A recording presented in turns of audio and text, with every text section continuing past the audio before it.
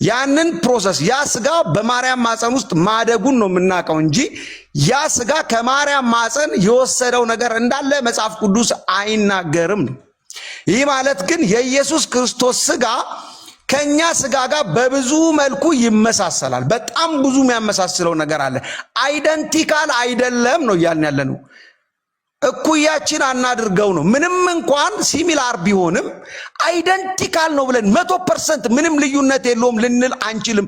ትልቁ ልዩነት የኃጢአት ልዩነት ስለሆነ ማለት ነው። ስጋው ላይ ኃጢአት የለም። በቃ የሰው ስጋ ለብሶ ኃጢአት የማይሰራ ሰው የለም።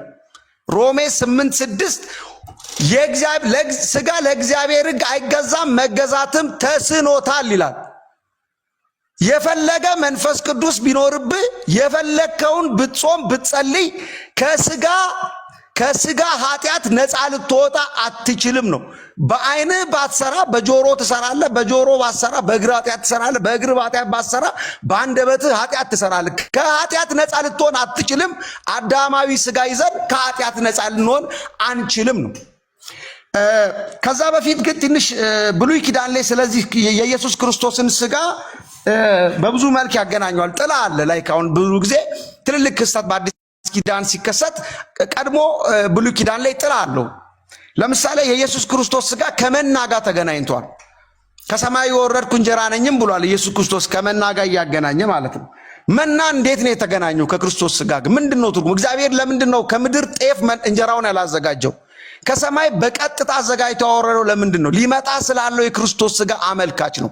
ከምድር ምንም ነገር እንዳልተወሰደና እንዳልተነካካ የሚገልጽ ነው የመና እንትን። ሁለተኛው ደግሞ የፋሲካ በግ ይለዋል። አንደኛ ጴጥሮስ 1:18 ላይ ነውር የሌለበት የፋሲካ በግ ይለዋል ኢየሱስ ክርስቶስን። ይህንን የሚያገናኘው ከዘጸአት ምዕራፍ 12 ከቁጥር 5 ጋር ነው። ነውር የሌለበት ይሁን ይላል። ለምንድን ነው በጉ ነውር የሌለበት የሚሆነው? ለመስዋዕት የሚቀርብ በግ ስለሆነ ነው። መስዋዕት ወደ እግዚአብሔር ሲቀርብ ወይም ኃጢአት የሚያስተሰርይ መስዋዕት ንጹህ መሆን አለበት ተብሎ ይታሰባል። የኢየሱስ ስጋ አዳማዊ ኃጢአት ይዞ ከአዳማዊ ኃጢአት ስጋ ጋር ተወልዶ መልሶ የአዳምን ኃጢአት ያጸዳል ማለት ምን ልበላችሁ ብቻ ምን ዕቃ ነው የሚሆነው። ከኃጢአት ነፃ የሆነ ስጋ ነው። ለዛ ነው የውርስ ኃጢአት በአዳማዊ ኃጢአት ይዘን የመጣነውን ኃጢአት ሙሉ ለሙሉ ሊደመስስ የቻለው ከአዳማዊ ኃጢአት ጋር ከአዳማዊ ስጋ ጋር ንክኪ ስለሌለው ነው። ሁለተኛ ኢሳይያስ ምዕራፍ 53 ቁጥር 2 ላይ እንደ ቡቃያ ከደረቅ መሬት ወጣ ይላል። ደረቅ ብሎ ነው። አሁን ደረቅ መሬት ምንድነው? አሁን ስፒሪቹዋሊ ነው ማየት ያለብን። ከሰው ዘር ውጭ ሆነ ማለት ነው። ደረቅ መሬት ማለት አሁን ደረቅ መሬት በኖርማሊ ማለት ነው ዘር ሊሰጥ አይችልም። የማርያም ማህፀን ደረቅ ማህፀን ነው። አልረጠበም። ሌላ የወንድ ዘር አልገባበትም። ከዛ የደረቅ ማህፀን ነው ይሄ ስጋ የተዘጋጀው። ስለዚህ ከምንም ነገር ንክኪ የለውም ለማለት ነው። ሁለተኛ ደግሞ የኛን ስጋና የኢየሱስ ክርስቶስን ስጋ ምንድነው ልዩ የሚያደርገው ሲባል አንደኛ ከሰማይ የወረደ ሕያው ቃል ነው ስጋ የሆነው። ቃልም ስጋ ሆነ ስለሚል መጽሐፍ ቅዱስ ከምድር ዘር ንክኪ የለውም። በኋላ እንመጣበታለን። የቅድሞቹን ጥቅሶች አንተ ሜንሽን ያረካቸውን ከምን አንግል እንደተባሉ እናየዋለን። ስጋውን ከን የለውም። ኃጢአት ሰርቶ አያቅም። ኃጢአት ሰርቶን የማያቅ ስጋና ከኃጢአት ፈጽሞ ሊወጣ የማይችልን ከኃጢአት ጋር ተጣብቆ ያለን ስጋ ያውም ኤክስተርናል አሲስታንት ኖሮት መንፈስ ቅዱስ ተደምሮበት ጸሎት ተደምሮ አምልኮ ተደምሮበት በፍጹም ከኃጢአት ሊለየም ከማይችል ስጋ ጋር አምጥተን መጭመቅ አንችልም። የኢየሱስን ስጋ ማለት ነው። ሌላኛው ምናልባት በደንብ ዲስክራይብ ለማድረግ የኛ ስጋ ዲፋይን በተደረገበት ልክ የኢየሱስ ክርስቶስ ስጋ ዲፋይን አልተደረገም። መጽሐፍ ቅዱስ ኢየሱስን ቅዱስ ነው ይለዋል። ሉቃስ 1 ቁጥር 35 ላይ ቅዱስ የእግዚአብሔር ልጅ ይለዋል። ማርቆስ 1:4 ላይ ደግሞ አንተ ቅዱስ የእግዚአብሔር ልጅ ነህ ይላል። ቅዱስ የሚለው መለኮቱን ነው። ስጋውን ነጥሎ ነው። ስጋው ርኩስ ነው ማለት ነው። ዳዊት ደግሞ ሲናገር መዝሙር 55 ላይ እናቴ በኃጢአት ጸነሰችኝ፣ በአመፅ ጸነሰችኝ፣ በኃጢአትም ደግሞ ወለደችኝ ይላል። እንግዲህ ኃጢአት ያለው ጽንሱ ላይ ነው። አስባችኋል? ጽንሱ ላይ ኃጢአት አለ። ሲወለድም በአመፅ ነው የተወለደ የሰው ልጅ። የውርስ ኃጢአት አለ። በዲኤንኤ የሚተላለፍ የውርስ ኃጢአት አለ። ያ ኃጢአት የአመፅ ኃጢአት ነው። ኢምቢውልት ቢያዝ አጌንስት ራይቸስነስ፣ ለአመፅ የተደራጀ በፍጹም ላይፈርስ የሚችል ስጋ ማለት ነው። ለኃጢአት እጅ የማይሰጥ ስጋ ነው የኛ ስጋ። ስለዚህ ከዚህ ቅዱስ ስጋ ጋር ማነካካት የለብንም። ሁለተኛ ደግሞ ስጋው አይበሰብስም። አሁን በኳሊቲ ደረጃ እንኳን ብንሄድ በኤክስተርናል ኳሊቲም ብንሄድ የኢየሱስ ስጋ አይበሰብስም። እንደማይበሰብስ ደግሞ አስቀድሞ ትንቢት ተነግሯል። 3 ቀን መቃብሩ ስለቆየ አይደለም ያልበሰበሰው፣ 10 ዓመት ቢቆይም አይበሰብስም። መዝሙር 16 ቁጥር 10 ላይ ስጋህም ቅዱስም መበስበስን ያይ ዘንድ አልወደድም ይላል ንጉሥ ዳዊት ሲናገር። ስለዚህ የማይበሰብስ ስጋ ነው። አጥንቱም ዳዊት ባይዘ ስለ ስጋው መበስበስ ብቻ ሳይሆን አጥንቱም እንደማይሰበር ተናግሯል። ስለዚህ ምንም እንኳን ሲሚላር ቢሆንም ስጋውና ስጋችን አይደንቲካል ግን አይደለም ነው የኛ አቋም። አይደንቲካል ያልሆነበት ደግሞ ኦሪጂኑ ስሪቱ መነሻው መለኮታዊ የሆነ የእግዚአብሔር ቃል ስለሆነ ነው ብለን ነው የምናምነው። በእጅ ያልተሰራ ነው ስጋው። ሁለተኛ ቆሮንቶስ 5:1 ላይ በእጅ ያልተሰራ ይሏል። የእግዚአብሔር ቤተ መቅደስ ያ በእጅ ያልተሰራ እኛ ከትንሣኤ በኋላ የምንለብሰው ስጋ የኢየሱስ ክርስቶስ ስጋ ነው። ስጋው ክቡር ነው። የትኛውም የሰው ስጋ ንጉሥ ሰለሞን፣ ንጉሥ ዳዊት፣ ማንም አብርሃም፣ የአብርሃም ስጋ ክቡር አልተባለም። አሁን እናንተ ለንጽጽር የምታቀርበው ስጋ በፍጹም ክቡር አልተባለም። የተዋረደ ስጋ ነው። የሰው ልጅ ስጋ በሙሉ አስረግጠ ንገረኝ ካልክ የተዋረደ ስጋ ነው። የተዋረደው ስጋችንን ይለውጠዋል ይላል መጽሐፍ ቅዱስ። የኛ ስጋ መለወጥ ይፈልጋል። ትራንስፎርሜቲቭ ቼንጅ ይፈልጋል። የሱ ስጋ ደግሞ ክቡር ስጋ ነው። ክቡር ስጋውን እንዲመስል የተዋረደው ስጋችንን ይለውጠዋል ይላል። ስለዚህ ፊልጵስዩስ 3:21 ላይ ነው የሚለው። ይሄ ደግሞ የኢየሱስ ክርስቶስ ስጋ አልተለወጠም። ባይዚ ከትንሣኤ በኋላም በተወሰነ መልኩ ግሎሪፋይ ሆኗል እንጂ አልተለወጠም። ትንሣኤው ስጋው ላይ ያመጣው ኬሚስትሪ ለውጥ የለም። ስለዚህ ስጋው ከትንሣኤ በፊትም ክቡር ነው፣ ቅዱስ ነው፣ ያልተዋረደ ስጋ ነው። የተዋረደ ስጋ ማለት ነው የሚበሰብስ፣ የሚገማ፣ የሚተላ። 3 ቀን እኮ ሻወር ባንወስድ እኮ ሰፈር የሚበጠብጥ ስጋ ነው ያለን። 10 ቀን ምግብ ባንበላ ምን ልንሆን እንደምንችላችንም እናውቃለን። የኢየሱስ ክርስቶስ 2000 ዓመት ይኸው ምግብ ሳይቀምስ ውሃ ሳይጠጣ ነው ያለው። ይህን ስጋ አምጥተን ከእኔ ስጋ ጋር እኩል ልናደርግ አንችልም ማለት ነው። ስለ ስጋ የምናወራ ከሆነ ስለ አይን፣ ስለ ጆሮ፣ ስለ እግር ነው አይደል? ያንተ አይን ምን ያህል ርቀት በአንድ ጊዜ ማየት ይችላል? የኢየሱስ ክርስቶስ አይን ከሰማይ ሰማያት ሆኖ ይሄንን ዓለም በመዳፉ ያያታል ይላል መጽሐፍ ቅዱስ። ዓለምን በመዳፉ ነው የሚያየው። ይሄንን አይን ወስደን ነው ከኢየሱስ አይን ጋር እኩል የምናደርገው? 6 ሜትር አጣርቶ የማያይ አይን ይዘን ይህንን አይን ከክርስቶስ አይን ጋር እኩል ልናደርግ አንችልም። በአንድ ጊዜ ምን ያህል ርቀት ላይ ይሰማል? በአንድ ጊዜ ከምን ያህል ሰው ድምፅ ልታስተናግድ ትችላለህ? አትችልም። የ2 ሰው ድምፅ መለየት ላትችል ትችላለህ በ5 ሜትር ርቀት። የ7 ቢሊዮን ህዝብ ጸሎት በአንድ ጊዜ መስማት የሚችል ጆሮ ነው ያለው። ይህንን ጆሮ አምጥተን ከክርስቶስ ጆሮ ጋር አፍንጫውን አምጥተን ከኛ አፍንጫ ጋር ልናላትም አንችልም። እኩል ልናደርግ አንችልም። ሲታይም እኩል ነው። ሲታይ ከኛም ይብሳል እኮ የባሪያ መልክ ነው ያለው።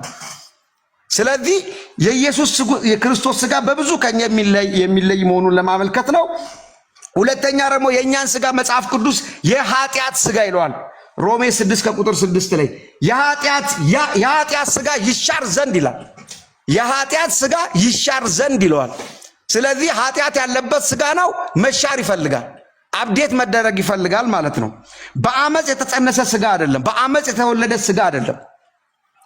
ምንም ቢደረግ ከኃጢአት መላቀቅ የማይችል ስጋ ነው ያለን።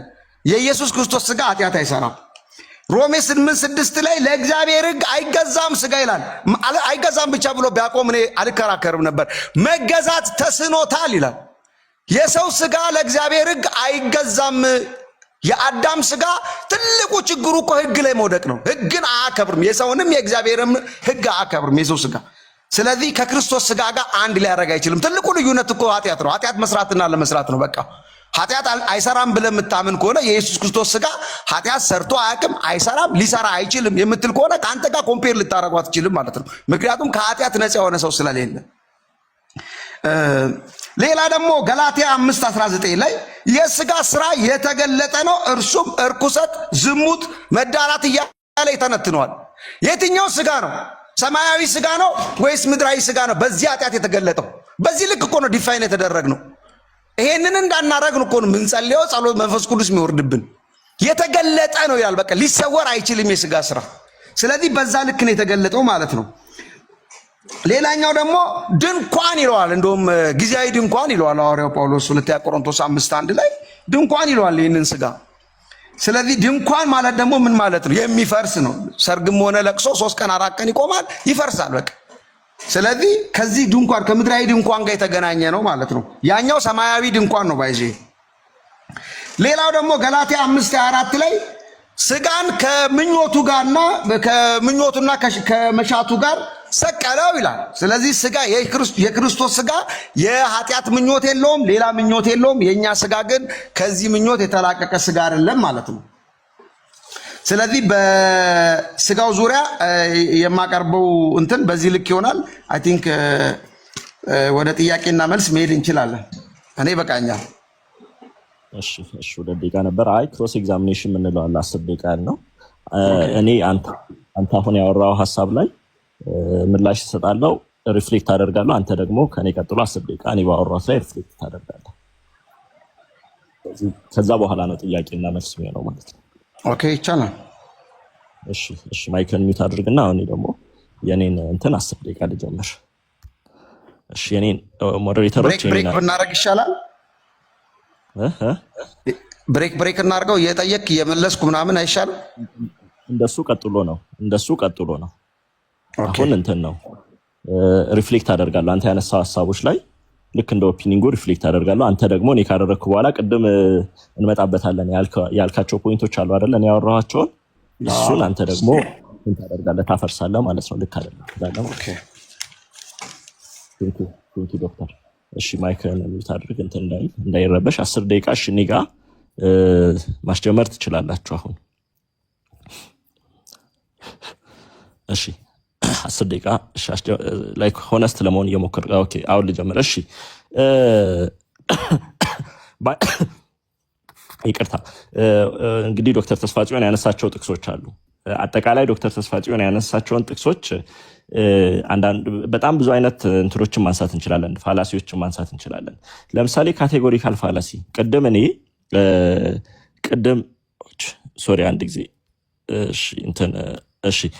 እኔ በውይይቱ መግቢያ ላይ ስጋን የተለያየ ትርጉም እንዳለው ነግሬያቸዋለሁ። ስለዚህ ሁሉንም አንድ አድርጎ ወይንም ኮቪኬት አድርጎ ኮቪኬሽን ፋላሲ የምንለውንም ኮሚት አድርጓል። ሁሉንም አንድ አይነት አስመስሎ ማውራቱ which is like basically እኔ ምን እያልኩ እንደሆነ አልተረዳም ማለት ነው። እሱን ተሳስቷል ብዬ ማስቀመጥ እችላለሁ ማለት ነው። ግን ቃል ስጋ ሆነ ማለት እኮ ቃል ተለወጠ ማለት አይደለም። ምክንያቱም መጽሐፍ ቅዱስ እዛው ዮሐንስ ወንጌል ምዕራፍ 1 ላይ ቃልም እግዚአብሔር ነበር ይላል አይደለ? ሶ ይሄ እግዚአብሔር የነበረው ቃል እግዚአብሔር የሆነው ቃል እግዚአብሔር ወዳልሆነ ስጋ ተለወጠ ማለት አይደለም። ለምን? ምክንያቱም ቃልም እግዚአብሔር ከሆነና ይሄ እግዚአብሔር የተባለው ቃል ስጋ ሲሆን እግዚአብሔርነቱ ሉዝ አድርጓል የምንል ከሆነ እግዚአብሔርነት አንዴ የሚጠፋ አንዴ የሚመጣ ነገር ይሆናል። ወንድማችን ተሳስቷል። ለምሳሌ ስጋ ሆነ የምትለው ያቺው የግሪክ ቃል ባይ ዘ ዌይ በሁለተኛ ቆሮንቶስ ምዕራፍ 5 ቁጥር 21 ላይ እኛ በእርሱ ሆነን የእግዚአብሔር ጽድቅ እንሆን ዘንድ ኃጢአት ያላወቀውን እርሱን ስለኛ ኃጢአት አደረገው የሚለው የግሪክ ቃል ያው በዮሐንስ ወንጌል ምዕራፍ 1 ላይ ካለው ተመሳሳይ ግስ ነው ማለት ነው። ግን በዚህ ቦታ ላይ ኢየሱስን ኃጢአት ያላወቀውን እርሱን ስለኛ ኃጢአት አደረገው ሲል ኃጢአት ወደሚባል ሰብስተንስ ኢየሱስን ቀየረ ማለት አይደለ? በእኛ ቦታ ሆኖ ኃጢአታችንን ተሸከመ ማለት ነው። ስለዚህ ቃል ስጋ ሆነ ማለት ምን ማለት ነው? ኦኬ እግዚአብሔር የነበረው በባህሪው እግዚአብሔር የነበረው ቃል ኦኬ ሰውነትን ገንዘቡ አድርጎ ስጋን ተዋህዶ መጣ ማለት ነው። ወይንም ደግሞ በስጋ ተገለጠ ኦኬ ብለን እንተረጉማለን። እዚህ ላይ አንድ በዩፒሲአይ ላይ አንድ የታወቀ ጸሐፊ አለ፣ ዊሊያም ቻልፋንት የተሰኘ የዮሐንስ ፔንቴኮስታል አለ። ዩፒሲአይ ውስጥ በጣም የሚታወቅ ነው። በዚህ የሰማያዊ ስጋን ክሪቲክ ሲያደርግ አንድ የተናገረው ነገር ላንብብላችሁ። but no apostles or new testament writer ever compared the youthful and righteous virgin Mary to dry ground. Clearly the dry ground represented Judaism, which are not heard prophetically from God for 400 years ይላል። ሶ ቻልፋንት ምንድነው ያለው? አንድም የብሉይ ኪዳን ሆነ የአዲስ ኪዳን አንድም ሐዋርያ ሆነ አንድም የአዲስ ኪዳን ጻፊዎች ትንቢተ ኢሳይያስ ምዕራፍ 53ን ጠቅሶ ቅድም ባይዘው ድንግል ማርያምን እንግዲህ ሲናገር ሰምታችኋል። ደረቅ መሬት ብሎ ሲናገር ሰምታችኋል። አንድም እንኳን እንደዛ ያለ የለም ብሎ የራሳቸው ኢየሱስ አብ ነው ብሎ የሚያምን ኢየሱስ አብም ወልድ መንፈስ ቅዱስም ነው ብሎ የሚያምን የራሳቸውን ሰው መጥቀስ እንችላለን ማለት ነው። ስለዚህ ምንም አይነት ማስረጃ የሌለው ነገር ነው። ደረቅ መሬት የሚለው ሜታፎሪካል ነው። ወደ በኋላ ላይ አንድም እንኳን ማስረጃ የለም። አንድም ማስረጃ የለም። ባይዘው ወደ በኋላ ላይ እናያለን። ማስረጃ የሌለው ነገር እያወራ ስለሆነ መጽሐፍ ቅዱስ ውስጥ ባይዘው መጽሐፍ ቅዱስ ውስጥ በአንደኛ ቆሮንቶስ ምዕራፍ 15 ቁጥር 39 ላይ እንደዚህ ይላል። በአንደኛ ቆሮንቶስ ምዕራፍ 15 ቁጥር 39 ላይ ሐዋርያው ጳውሎስ ሲናገር ምን ብሎ ተናግሯል? እሺ ይሄኛውን በደንብ አድርጋችሁ ስሙኝ። እንዲህ ይላል። አንድ ጊዜ ስጋ ሁሉ አንድ አይደለም፣ የሰው ስጋ ግን አንድ ነው። ስጋ ሁሉ አንድ አይደለም፣ የሰው ስጋ ግን ስንት ነው? ሁለት ነው። ኢየሱስ የሚባል ሰው አለ፣ ከዛ ደግሞ እኛ አለን። የኢየሱስና የኛ ስጋ ሁለት ነው አይልም፣ የሰው ስጋ ግን አንድ ነው ይላል። ስለዚህ ወንድማችን ሲምፕሊ ከኔ ጋር ብቻ ሳይሆን ከሐዋርያው ጳውሎስ ጋር ባይዘው መከራከርም እንደመፈለግ ነው እያደረገ ያለው። ሌላኛው ነገር ደግሞ ለምሳሌ ቃልም ስጋ ሆነ ወደሚለው ስንመለስ ስጋ የሚለው ባይዘው ኢንታየርሊ ሰውንም ሊያመለክት የሚችል ነገር ነው፣ ወይንም ደግሞ ሂዩማን ኔቸርንም ሊያመለክት የሚችል ነገር ነው። ኤፌሶን ምዕራፍ 6 ቁጥር 12 ላይ ቅዱስ ሐዋርያው ጳውሎስ ሲናገር እንዲህ ብሎ ተናግሯል። ሁላችሁ የምታውቁትን ጥቅስ ነው። ምዕራፍ 6 ቁጥር 12 ላይ መጋደላችን ከደምና ከስጋ ጋር አይደለምና ይላል። እዚህ ቦታ ላይ ደምና ስጋ እየተባለ ያለው የሰው ሁለንተና ነው፣ ሰውን የሚያመለክት ነገር። ስለዚህ ስጋ ሲባል ሙዳ ስጋ ማለት ማይገናኝ ነገር ነው። ስጋ ማለት ይሄ ሊትራሊ ቁስን ስጋ ብቻ ያሳያል ማለት ምንም አይነት መጽሐፍ ቅዱሳዊ ማስረጃ የለውም። ለምን? ስጋ ስንል ቢያንስ 4 አይነት የስጋ ትርጉሞችን በመጽሐፍ ቅዱስ ውስጥ አይተናል። ወገናችን ግን ስጋ የሚለውን አንድ ጊዜ የኃጢአትን ባህሪ ሊያመለክት የሚችለውን አንድ ጊዜ ደግሞ ቁሱን ስጋ እያደረገ ኢኮቬኬት ሲያደርግ ነበር። ይሄ በጣም ስህተት ነው፣ በጣም ቀላል ስህተት ነው። መጽሐፍ ቅዱስ እንግዲህ ማርያምን እሱ ደረቅ መሬት ብሎ ቢናገርም ጌታ መልአኩ ገብርኤል ግን ምን ብሎ ተናግሯል? ሉቃስ ምዕራፍ 1 ቁጥር 35 ላይ እንደዚህ ይላል። መልአኩ መልሶ እንዲህ አላት፣ መንፈስ ቅዱስ በአንቺ ላይ ይመጣል፣ የልዑልም ኃይል ይጸልልልሻል። ስለዚህ ካንቺ የሚወለደው ከማን የሚወለደው? ካንቺ። እንግዲህ ቅድም ተመልከቱ፣ አይ ከሷ አይወለድም ምክንያቱም ደረቅ መሬት ናት አለ። ምንም ስኮላርሊ ማስረጃ የለም። ምንም አይነት ማስረጃ በሌለበት ቦታ ላይ ይህንን ተናግሯል። ግን መጽሐፍ ቅዱስ ምን ይላል? ከአንቺ የሚወለደው ቅዱሱ የእግዚአብሔር ልጅ ይባላል በማለት መጽሐፍ ቅዱስ በግልጽ ይናገራል። እንግዲህ ዮሐንስ ወንጌል ምዕራፍ 6ንም ለመጥቀስ ሞክሯል። በዮሐንስ ወንጌል ምዕራፍ 6 ላይ ጌታ ኢየሱስ እየተናገረ ያለው ነገር ስለምንድን ነው? ጌታ ኢየሱስ ለምሳሌ ቁጥር 37 ላይ ቁጥር 38 ላይ እንደዚህ ይላል፣ ፈቃዴን ለማድረግ አይደለም እንጂ የላከኝን ፈቃድ ለማድረግ ከሰማይ ወርጃለሁ ብሏል። ኢየሱስ ክርስቶስ ራሱ ከሰማይ መውረዱን የሚናገሩ ጥቅሶችን አምጥቶ ራሱ እንግዲህ ቅድም እንዳልኳችሁ ለምሳሌ በማብራሪያ ደረጃ ወንድማችን ሰማያዊ ስጋ ስንል ከሰማይ ዱብ ያለ አይደለም ብሏል። ኦኬ፣ ከሰማይ ዱብ ያለ ስጋ ከሌለ በደንብ አድርጋችሁ ስሙኝ። ከሰማይ ዱብ ያለ ስጋ ከሌለ ኢየሱስ ከሰማይ መውረዱን የሚጠቅሱ ጥቅሶችን እያመጡ ሰማያዊ ስጋ ነው ማለቱ ስህተት ይሆናል። ኦኬ፣ ስህተት ይሆናል። ኢየሱስ ተናጋሪው ቁጥር 38 ላይ ከሰማይ ወርጃለሁ ብሎ የሚናገረው ተናጋሪ እርሱ በሰማይ በአብ ዘንድ የነበረ ከአብ ጋር ይኖር የነበረው እርሱ ከሰማይ ወርዷል እንጂ ስጋ ከሰማይ ወረደ የሚል እሱም አያምንም። ታዲያ እሱ የማያምነውን ነገር ለምን ጠቀሰ? አላቅም። ሆነስትሊ ስፒኪንግ አላቅም። ቁጥር 51 ላይ ከሰማይ የወረደ ሕያው እንጀራ እኔ ነኝ ይላል። ተናጋሪው ራሱ በአብ ዘንድ ይኖሩ የነበረ። ምክንያቱም ዮሐንስ ወንጌል 17 ላይ ምን ብሎ ተናግሯል? ጌታችን ኢየሱስ ክርስቶስ በዮሐንስ ወንጌል 17 ላይ አባት ሆይ ዓለም ሳይፈጠር በአንተ ዘንድ በነበረኝ ክብር አንተ በራስ ዘንድ አክብረኝ በማለት ተናግሯል። ይህ ተናጋሪ በአብ ዘንድ የከበረ ሆኖ ይኖር የነበረ ነው። ፊልጵስዩስ ምዕራፍ 2 ላይ እርሱ በእግዚአብሔር መልክ ሲኖር ሳለ የተባለለት እርሱ ያው ተናጋሪ ፐርሰኑ ዘ ፐርሰን ጂሰስ ክራይስት ራሱ ከሰማይ መውረዱን ለማሳየት የሚናገራቸውን ነገሮች ለስጋ ነው ማለት አንደኛ የማያምንበትን ነገር መልሶ መጥቀስ ይሆናል ማለት ነው። ይሄ ምንም አይነት መጽሐፍ ቅዱሳዊ ማስረጃ የሌለለት ነገር ይሆናል ማለት ነው። በነገራችሁ ላይ ማርያም እንግዲህ ቅድም ደረቅ መሬት ብሎ የሚናገረው ስለ ማርያም ነው ብሎ ነበር። ግን መግቢያ ላይ ስናገር ሰምታችሁ ከሆነ እንዴት ያለ መታደስ ነው! ሰው በመንፈስ ቅዱስ ሲሞላ ምን ብሎ ይናገራል? ተመልከቱ። ሰው በመንፈስ ቅዱስ ሲሞላ እንደዚህ ይላል። ኦኬ፣ ቁጥር 41 ጀምሮ ሉቃስ ምዕራፍ 1 ቁጥር 41 ጀምሮ ኤልሳቤጥም የማርያምን ሰላምታ በሰማች ጊዜ ጽንሱ በማጸኗ ውስጥ ዘለለ። ኤልሳቤጥም መንፈስ ቅዱስ ሞላባት፣ በታላቅ ድምፅ ጮኻ እንዲህ አለች፣ አንቺ ከሴቶች መካከል የተባረክሽ ነሽ፣ የማህፀንሽም ፍሬ የተባረከ ነው። ሪሊ ላይክ ደረቅ መሬት የተባለችውን እርሷን መንፈስ ቅዱስ አሳሳታት። ይሄ በጣም ቀላል ስህተት ነው። ወንድማችን የጌታ ኢየሱስ ስጋ ሲሚላር ነው አይደንቲካል አይደለም ብሎ ነበር። በኋላ ላይ ባይዘወይ አይደንቲካል ያልሆነበትን ቤዚክ ፕሮፐርቲ እንጠይቀዋለን። ሌላ ነገር ደግሞ እንግዲህ ዶክተር ተስፋጽዮን ሲያነሳ አንድ ነገር የሙግቱ ማጠቃለያ አንድ ነገር ነበር። ባይዘወይ ኢየሱስ ከማርያም ስጋ ከነሳ ኃጢአተኛ ነው የሚል ነበር። ኦኬ ይሄ ግን ቤዚክ የሆነ ነገር ምን ተሳስቷል ወይ ደግሞ ምንን አለመረዳት ነው? ኢሴንሻል ፕሮፐርቲ ስለ ሂውማን ኔቸር ሆነ ስለ የትኛውም ነገር ስናወራ ኢሴንሻል ፕሮፐርቲ እና አክሲደንታል ፕሮፐርቲ የምንለው ነገር አለ።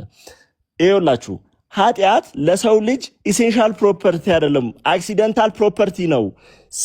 ሰው ስጋን ለብሶ ይሄ ፍጡር የሆነውን ስጋ ለብሶ ኃጢአተኛ የሆነበት ጊዜ ነበር። ሰው ይሄንን ስጋ ለብሶ ኃጢአተኛ ያልሆነበት ጊዜ ካለ ነሰሰርሊ ይሄንን ስጋ የለበሰው ሁሉ ኃጢአተኛ ነው ማለት ስህተት ይሆናል ማለት ነው። ምናልባት ስለ ኢሴንሻል ፕሮፐርቲ እና አክሲደንታል ፕሮፐርቲ ወደ በኋላ ላይ ጠይቋለሁ። የምር ይህንን ነገር ቢረዳ ሊያነሳ የማይችለው ሙግት ስለሆነ በዮሐንስ ደግሞ ያነሳቸው ነገሮች ከዚህ ጋር የተገናኙ ናቸው። አንድም ጥያቄ አንስቶ ነበር። የኢየሱስ ስጋ ያልበሰብሰው ከሰማይ ስለሆነ ነው ይላል፣ ወይንም ደግሞ ሰማያዊ ስለሆነ ነው አለ። ሪሊ እስቲ ሂዱና ያንኑ ጥቅስ ተመልከቱ። እሱን ላንብብላችሁ። ሐዋርያት ሥራ ምዕራፍ 20 እንዲህ ይላል ቁጥር 30 ላይ ነቢይ ስለሆነ ከወገቡም ፍሬ በዙፋኑ ያስቀምጥ ዘንድ እግዚአብሔር መሐላ እንደማለለት ስላወቀ ስለ ክርስቶስ ትንሣኤ አስቀድሞ አይቶ ነፍሱ በሲኦል እንዳልቀረች ስጋውን መበስበስን እንዳላየ ተናገረ። ይህን ኢየሱስ እግዚአብሔር አስነሳው፣ ለዚህ ነገር እኛ ሁላችን ምስክሮች ነን ይላል። የቱ ጋር ነው ስጋው ሰማያዊ ስለሆነ መበስበስን አላየ የሚለው? የለም። ታዲያ ለምንድን ነው ግን ይሄው ነው? እግዚአብሔር በተአምራዊ አሰራሩ እግዚአብሔር ሚራክለስሊ ስጋውን ስለጠበቀው ነው እንጂ ስጋው ሰማያዊ ስለሆነ ነው የሚለው ፍላጎት ነው። ፍላጎት ደግሞ ፍላጎት ብቻ ነው። ምንም አይነት መጽሐፍ ቅዱሳዊ ማስረጃ የለም።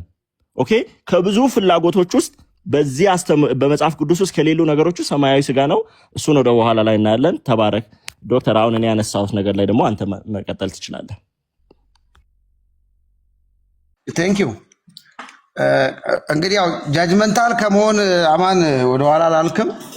እንደገና ደግሞ መጽሐፍቶችን ለእውቀት ያዛቸው፣ ችግር የለም። ለዚህ ለዲቤት ግን ለምሳሌ በአዲስ ኪዳን የትኛውም ጸሐፊ እንዲህ አላለም ማለት አንችልም። መጽሐፍ ቅዱስ የሚለውን ነው የምንቀበለው ማለት ነው። የደረቅ መሬት የሚለውን እኔ አይደለም የጻፍኩት፣ ሙግት ከነቢዩ ኢሳያስ ጋር ይሆናል ማለት ነው። እኔ አይደለም የጻፍኩት። ያ ቦታ ደግሞ ስለ ማርያምና ስለ ክርስቶስ የሚያወራ ነው። ኢሳያስ 53 ላንብበው። እንደውም ጥቅሱን የሰማነውን ነገር ማን አምኗል?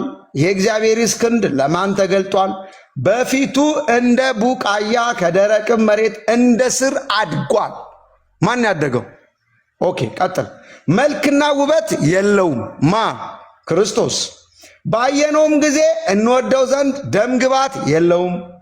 የተናቀ ከሰውም የተጠላ የሕማም ሰው ደዌንም የሚያውቅ ሰውን ፊቱን እንደሚሰውር የተናቀ እኛም አላከበርነውም። በእውነት ደዌያችንን ተቀበለ ሕመማችንንም ተሸክሟል። በቃ ይሄን አላወራም። ቁጥር 2 ላይ ያለውን በፊቱ እንደ ቡቃያ ከደረቅም መሬት እንደ ስር አድጓል የሚለው የኢየሱስ ክርስቶስ መነሻው ነው። አንተ አሁን እኮ እያልክ ያለው እኮ በሳይንስም ብንሄድ እኮ በጣም መሳቂያ ነው የሚሆነው። አንድ ድንግል ሴት እንዴት ነው የማፀን ፍሬ ዴቨሎፕ ልታደርግ የምትችለው? ባዮሎጂካሊ እኮ ብንሄድ ራሱ ማለት ነው ማርያምን የኢየሱስ ክርስቶስ ባዮሎጂካል እናት ናት ውስጥ የምትገባው በሳይንሱ ዓለም ማለት ነው። አንድ ሴት ያለ ወንድ ዘር ጽንስ መፍጠር አትችልም። የማፀን ፍሬ ሊኖራት አይችልም። የወንድ ዘር ያስፈልጋታል። የሰው ስጋ ለመፍጠር የግድ የወንድ ዘር ያስፈልጋታል። ስለዚህ ከሷ ከማፀኗ የተገኘው ከደረቅ መሬት ነው። እንደ ቡቃያ አደገ እኮ እያለክ እኮ ነው። ምንም ባልተኮተኮተ ማዳበሪያ በሌለው ባልተቆፈረ መሬት ላይ ልክ እንደሚበቅል ሰብል ኢየሱስ ከዛ ማህፀን ላይ ያንን ማህፀን ተጠቅሞ የሷን ሳይነካ አደገ ነው። ከሷ የሚወለደው የሷ ልጅ አይደለም። እናትነቷ በመውለዷ በመጸነሷ እንጂ የጽንሱ ባለቤት እሷ አይደለች። የፈጣሪዋን ጽንስ ነው የጸነሰችው። ስጋው የፈጣሪዋ ነው። የእሷ ስጋና የእሱ ስጋ አንድ ነው ማለት አንችልም። የእግዚአብሔርን ስጋ ነው የጸነሰችው። የፈጠራትን የአምላኳን ስጋ ነው የጸነሰችው። ከአንቺ የሚወለደው ቅዱሱ የእግዚአብሔር ልጅ ይባላል አላት እንጂ ያንቺ ልጅ ይባላል አላላት። ፖሴሽኑ ባለቤቱ እግዚአብሔር ነው። የዚህ ስጋ የዚህ ልጅ ባለቤትነቱ የእግዚአብሔር የራሱ ነው። ራሱን እግዚአብሔርን ነው በስጋ የጸነስሽው ነው የሚለው። እኔ እኮ አይደለሁም ያልኩት። ስለዚህ ትንሽ የመገጫጨት ነገር አለ ማለት ነው። ብዙ የእምነት መግለጫዎችንም እንደ ኤቪደንስ አታቅርብ። ምክንያቱም መጽሐፍ ቅዱሱ ነው ያለው፣ እኔ አይደለሁም ያልኩት። ስለዚህ በአንቺ ማህፀን የሚዘጋጀው የአንቺ ነው አይደለም የተባለችው። ፖሰስም ማድረግ አትችልም ሕፃኑን። የማህፀኗ ፍሬም በማህፀኗ ውስጥ የተዘጋጀው ስጋም የእሷ ሳይሆን የቅዱስ የእግዚአብሔር ማደሪያ ነው። የእግዚአብሔር ቤተ መቅደስ ነው ስጋው። ስለዚህ የእግዚአብሔር ቤተ መቅደስ እንደሆነ መጽሐፍ ቅዱስ ይናገራል። የመለኮት ማደሪያ ስጋ ነው። ይህ ስጋ ደግሞ ማርያም ቻናል ናት። በቃ እግዚአብሔር ተጠቅሟታል። እግዚአብሔር መለኮታዊ የሆነ ቃሉን በማህፀኗ ውስጥ አስገብቶ የራሱን ስጋ ፈጥሯል። የራሱን ስጋ የወደቀውን የማርያም እኮ የዳነችው በራሷ ስጋ አይደለም፣ በክርስቶስ ስጋ ነው የዳነችው። የክርስቶስ ስጋ መስዋዕት ሆኖ ነው ማርያም የዳነችው። ከዛ ከአዳማዊ እርግማን ነፃ ያወጣችው በክርስቶስ ስጋና ደም እንጂ በራሷ አይደለም። ስለዚህ ያ ስጋ ክቡር ስጋ ነው። ምንም እንኳን በእሷ ማዕፀን ውስጥ ቢዘጋጅም እግዚአብሔር ኃያል ስለሆነ ጥበበኛ ስለሆነ እሷን መንፈስ ቅዱስ ይጋርድሻል እኮ ብሏታል። ምንድን ነው መጋረድ ማለት? ይከልልሻል ማለት ነው። ከእሷ አይነት ከእሷ ዲኤንኤ ጋር የሚገናኝ ነገር አይደለም። ቨርጂን ናት፣ ልትፈጥር አትችልም፣ ስጋ ሊፈጠር አይችልም። ስለዚህ የዚህ ስጋ ኢሚዲየት ፕሪከርሰር ማን ነው? ኢት ኢዝ ሆሊ ስፒሪት። የእሷ እንቁላል አይደለም። የእሷ እንቁላል አልገባም። በአንተ ሎጂክ እኮ የእሷ እንቁላልና መንፈስ ቅዱስ ተጣምረው የክርስቶስ ስጋ ተፈጠረ ልትለይ ነው። ምክንያቱም ስጋ ለመፈጠር የወንድ የዘር ፍሬ ያስፈልጋል፣ የሴት የዘር ፍሬ ያስፈልጋል። ያ የሁለቱ የዘር ፍሬ መገናኘት አለበት። ካልተገናኘም ስጋ አይፈጠርም። ሲገናኝ ደግሞ ዛይጎት ይባላል። ዛይጎት ዲቫይድ እያደረገ መሩላ ምናምን እያለ ይሄዳል። የሕክምና ተማሪዎች ካላችሁ ልታግዙኝ ትችላላችሁ በኋላ። ስለዚህ ያ ስጋ ከመለኮት የተዘጋጀ ነው። ፕሪከርሰሩ ኢሚዲየት ፕሪከርሰሩ ሜል ፓርትነር የለውም። ኢሚዲየት ፕሪከርሰሩ ዘ ሆሊ ስፒሪት። የእሷ ኦቪዩም ፓርቲሲፔት አድርጓል። ማርያም ሊኖራት የሚችለው እንቁላል ነው። ደግሞ ስጋ ነስቷል አይባልም። አንተ የእናትን ስጋ አይደለም ይዘህ የምትወለደው፣ ዲኤንኤ ነው፣ ክሮሞዞም ነው ከእናትህ የምትወስድ። ከአባትህ ክሮሞዞም 23 ትወስዳለህ፣ ከእናትህ 23 ክሮሞዞም ትወስዳለህ። ባይዘ ታይም ዛይጎቱ ሲዋሃድ እንቁላሉና ስፐርሙ ተገናኝቶ ዛይጎት ሲፈጥር 26 ክሮሞዞም ያለው ሰው ይፈጠራል ማለት ነው። ስለዚህ በዚህ የወንድ ክሮሞዞም የለም እያልን ነው። ሰሩ ሆሊ ስፒሪት ነው፣ መንፈስ ቅዱስ ነው። እሷ አላት ብለን ብናስብ የእሷ አይጠቅምም ነው። ስለዚህ ባናገናኘው ይሻላል ማለት ነው። ስለዚህ በማዕፀኗ የተዘጋጀው ፍሬ የእሷ ሳይሆን የእግዚአብሔር ልጅ ነው፣ የእግዚአብሔር ስጋ ነው።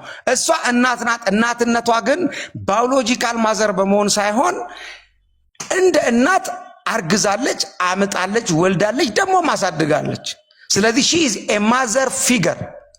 ዮሴፍም አባት የተባለው ለዚህ ጽንስ ምንም ኮንትሪቢዩት አድርጎ አይደለም። ሂ ኢዝ ኤ ፋዘር ፊገር። እሱ ባዮሎጂካል ፋዘር ሊባል አይችልም። እሷ ባዮሎጂካል ማዘር ባትባል እንኳን በሕክምናው ሳሮጌት ማዘር እንላለን። እሷ ጽንሱ ልክ አሁን ጫጩት እንዴት ነው የሚፈለፈለው? ኢንኩቤተር ላይ ነው አይደል? ዋናው ዘሩ እንትኑ ይገባና እዛ ኢንኩቤተር ላይ ነው መፈልፈል የሚጀምረው ማለት ነው። ስለዚህ ማርያም ሳሮጌት ማዘር ናት። ለዚህ ሕፃን ለዚህ ጽንስ አስተዋጽኦ ያደረገችው ቢኖር ምንድነው? ትራንዚት ተፈጥሯል በእሷ ማፀን። የእሷ ማፀን ለጽንሱ መዘጋጃ ምክንያት ሆኗል። ጽንሱን ያዘጋጀው ለራሱ ነው። ሮሜ 8:11 ላይ 36 ላይ 11:36 ላይ እግዚአብሔር ሲያዘጋጅ ሁሉን ነገር ከእርሱ ነው የሚያዘጋጀው፣ ለእርሱ ነው የሚያዘጋጀው፣ ቀጥሎ ደግሞ ለራሱ ነው የሚያዘጋጀው። ስለዚህ ለራሱ ክብር ይሆን ዘንድ እኛን ለማዳን ስጋን አዘጋጀ። መጽሐፍ ቅዱስ ስጋን አዘጋጀልን ይላል እኮ። ስጋን ነሳ አይልም። መባንና መስዋዕትን አልወደድህም፣ ነገር ግን ስጋን አዘጋጀልን ይላል። የትኛው ስጋ ነው የተዘጋጀው? በማርያም ማህፀን ውስጥ የተዘጋጀው ስጋ የእግዚአብሔር የራሱ ስጋ ነው፣ የማርያም የራሱ አይደለም። ስለዚህ ከዚህ አንግል ብታየው ይሻላል። ሮሜ ላይ ጠቀስከው ጥቅስ አባቶችም የእነርሱ ናቸው፣ ከእነርሱም ክርስቶስ በስጋ መጣ ይላል። አባቶች የተባሉት እነማን ናቸው? እነ ዳዊት ናቸው። ኢሚዲየትሊ ደግሞ ወደ ታች ስንሄድ እነ ዮሴፍ ምናምን ናቸው አይደል? ስለዚህ ዮሴፍንና ኢየሱስን ታዲያ ምንድን ነው የሚያገናኘው? አባቶችም የእነርሱ ናቸው፣ ከእነርሱም ክርስቶስ በስጋ መጣ ይላል። በዳዊትና በአብርሃም የዘር ሐረግ ስንሄድ ክርስቶስ በዛ በኩል ነው የመጣው። ከይሁዳ ነገድ ነው የመጣው። ማርያም የይሁዳ ነገድ ናት እንዴ? መጽሐፍ ቅዱስ ማስረጃ ከሰጠኛለ ማርያም የይሁዳ ነገድ መሆኗን የሚያሳይ አንድ ጥቅስ አዘጋጅልኝ። ስለዚህ አባቶችም ከእነርሱ ናቸው የሚለው ሜንሽን ያደረገ የፈለገው ዮሴፍንና ከዮሴፍ በላይ ያሉትን አንሲስተሮች ነው። እናቶችም የእነርሱ ናቸው አልተባለም። ማርያም ልትጠቀስ ቢፈለግ ኖሮ አንድ ቦታ በመጽሐፍ ቅዱስ ውስጥ አንድም ቦታ የኢየሱስ ክርስቶስን ጂኖሎጂ ስታጠኑ ማለት ነው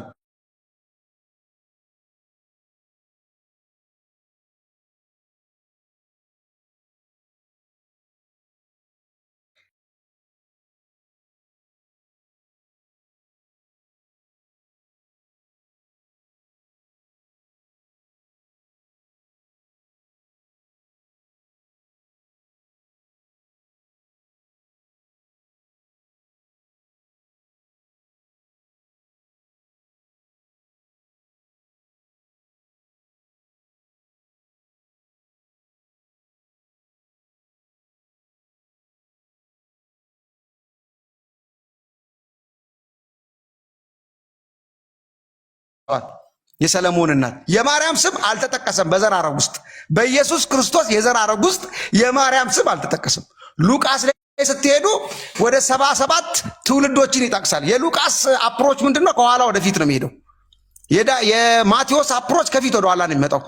ከአብርሃም ወደ ክርስቶስ ነው የመጣው። ሉቃስ ደግሞ ከዮሴፍ ይነሳና ከክርስቶስ ይነሳና አዳም ላይ ነው የሚያበቃው። ሪቨርስ ኦርደሪንግ ይባላል። በዚህም ጊዜ ውስጥ የማርያም ስም አልተጠቀሰም። ኢየሱስ ክርስቶስ የዳዊት ዘር ነው የተባለው በዮሴፍ ምክንያት እንጂ በማርያም ምክንያት አይደለም። ዮሴፍ የዳዊት ነገድ ስለሆነ በሱ በኩል ነው የመጣው። ታዲያ የዮሴፍ አባትነቱ በምንድን ነው? ነው ፖይንቱ።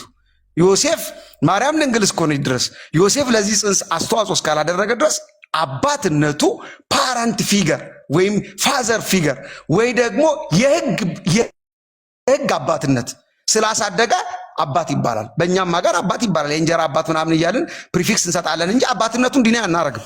ያጨርሳለሁ። እሺ አይ ቲንክ 15 ደቂቃ ነው ለጥያቄና መልስ። ምናልባት ግን ኮንክሉድ ማድረግ ትችላለህ። 30 ሰከንድ ውሰድና ኮንክሉድ አድርግ። 30 ሰከንድ ውሰድና ኮንክሉድ ስራ፣ ወይ ደግሞ አንድ ደቂቃ ውሰድና ኮንክሉድ አድርግ። በቃ የማጸኗ ፍሬ ስላልክ ነው። እሱንም በደንብ ኢንፋሳይዝ ላደርግ ነው። የማጸኗ ፍሬ የእሷ አይደለም። እሺ የእሷ ሳይሆን የፈጣሪዋ ነው። የእሷ ፍሬ አይደለም። በባለቤትነት እሷ አትጠራም። ከእሷን የተዘጋጀው በእሷ በኩል የተዘጋጀው የእሷ ግን አይደለም። ከአንቺ የሚወለደው የአንቺ ልጅ ይባላል አላላትም። ኤልሳቤጥ የምትለው ቦታ በሰጠው ልክ ገብርኤል ያላትን ለምን አልሰጠም? ከአንቺ የሚወለደው የአንቺ ልጅ ይባላል አይደለም ያላት። ባለቤቱ ቅዱስ ሕያው እግዚአብሔር ነው። የልጁ ባለቤት እግዚአብሔር ነው። በስጋ የተገለጠውም ራሱ እግዚአብሔር ነው። ስለዚህ ጨርሻለሁ። እሺ ቴንኪው ዶክተር ቴንኪው። እሺ አሁን በጥያቄና መልስ ላይ የሚኖረን እንትን እንዴት ነው? አዎ አይደለም ከሆነ አዎ አይደለም፣ ከዛ ማስረጃ አቅርብ ካልኩ ሰዓታችንን ኢፌክቲቭሊ እኔም በደንብ እንድጠይቅ ኢፌክቲቭሊ እንዲሆን ማስረጃ ስለ ቶሎ ማስረጃ ትነግረኛለህ ማለት ነው። እንደሱ ነው የምናደርገው።